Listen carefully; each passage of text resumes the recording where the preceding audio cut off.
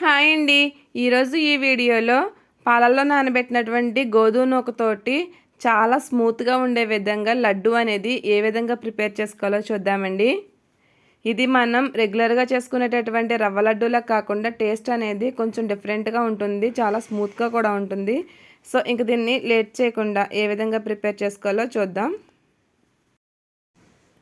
ఇక్కడ మనం గ్లాసు గోధుమ రవ్వకి గ్లాస్ చల్లార్చుకున్నటువంటి పాలు అనేది వేసుకోవాలండి. నేను ఇక్కడ 2 గ్లాసుల రవ్వ తీసుకున్నాను, అందుకు 2 గ్లాసుల వరకు కాచి చల్లార్చినటువంటి పాలు అనేది పోసుకున్నాను. ఈ పాలు రవ్వ కూడా బాగా కలిసే విధంగా కలుపుకోవాలండి. ఉండలు అనేది లేకుండా కలుపుకొని పక్కన పెట్టుకోవాలి. మనం దీన్ని ఒక 10 మినిట్స్ పక్కన పెట్టుకుంటే సరిపోతుందండి. మనం ఇక్కడ ఏ గ్లాస్ తోటి అయితే రవ్వ తీసుకున్నామో అదే గ్లాస్ తోటి గ్లాస్ పంచదార అనేది తీసుకోవాలి. నేను 2 గ్లాసుల రవ్వకి 2 గ్లాసుల పంచదార తీసుకుని అందులోనే 4 యాలకులు అనేది వేసుకుని మెత్తగా పౌడర్ చేసి పక్కన పెట్టుకోవాలండి. ఇప్పుడు ఇక్కడ ఒక పాన్ తీసుకుని అందులో నెయ్యి అనేది వేసుకుని డ్రై ఫ్రూట్స్ అనేవి ఫ్రై చేసుకోవాలి. నేనైతే ఇక్కడ జీడిపప్పు, బాదం పప్పు, కిస్మిస్ తీసుకున్నాను. మీరు ఇంకా కావాలి అంటే రిమైనింగ్ ఉన్నటువంటి డ్రై ఫ్రూట్స్ కూడా వేసుకోవచ్చండి.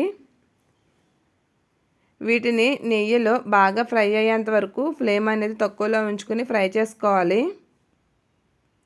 ఇవి ఫ్రై అయిన తర్వాత ఒక ప్లేట్లోకి తీసుకుని అదే పాన్లో ఇంకొద్దిగా నెయ్యి అనేది వేసుకుని ఇప్పుడు మనం నానబెట్టి ఉంచుకున్నటువంటి ఈ నూకంతా కూడా ఈ పాన్లో అయితే వేసుకోవాలండి. ఈ విధంగా మొత్తం అంతా కూడా ఈ నేతులు అనేది వేసుకుని ఫ్లేమ్ సిమ్లో పెట్టుకుని ఫ్రై చేసుకోవాలి. ఈ ప్రాసెస్ అంతా కూడా కొంచెం టైం పడుతుందండి. ఫ్లేమ్ అనేది సిమ్లో ఉంచుకుని మాత్రమే చేసుకోవాలి. ఫ్లేమ్ తక్కువలో ఉంచుకుని ఈ ప్రాసెస్ అంతా కూడా జరగడానికి మనకి ఒక 20 నుంచి 25 మినిట్స్ టైం అయితే పడుతుందండి. దీన్ని ఈ విధంగా కలుపుతూనే ఉండాలి, లేదంటే అడుగును మాడిపోతుంది. ఇక్కడ మీకు నేను ఈ వీడియో అనేది స్పీడ్ మోడ్లో చూపిస్తున్నానండి. ఈ విధంగా మనం ఫ్రై చేసుకుంటూ ఉంటే ఇది మొత్తం అంతా కూడా బాగా ఫ్రై అయ్యి రవ్వ అంతా కూడా పచ్చివాసన పోయేంత వరకు ఫ్రై అయ్యి మొత్తం అంతా కూడా ఇది రవ్వలాగే మళ్ళీ తయారవుతుందండి. ఈ విధంగా మొత్తం అంతా కూడా ఇదంతా కూడా రవ్వలాగా తయారయ్యేంత వరకు కూడా మనం దీన్ని ఫ్రై చేసుకోవాలి. ఈ విధంగా ఫ్రై అయిన తర్వాత ఇందులోకి మనం ఆల్రెడీ మిక్సీ చేసి పెట్టుకున్నటువంటి ఈ పంచదార పౌడర్ అనేది వేసుకుని మొత్తం అంతా కూడా కలుపుకోవాలండి. ఈ విధంగా కలుపుకున్న తర్వాత ఆల్రెడీ ఫ్రై చేసి పెట్టుకున్నటువంటి డ్రై ఫ్రూట్స్ కూడా వేసుకుని కలుపుకోవాలి.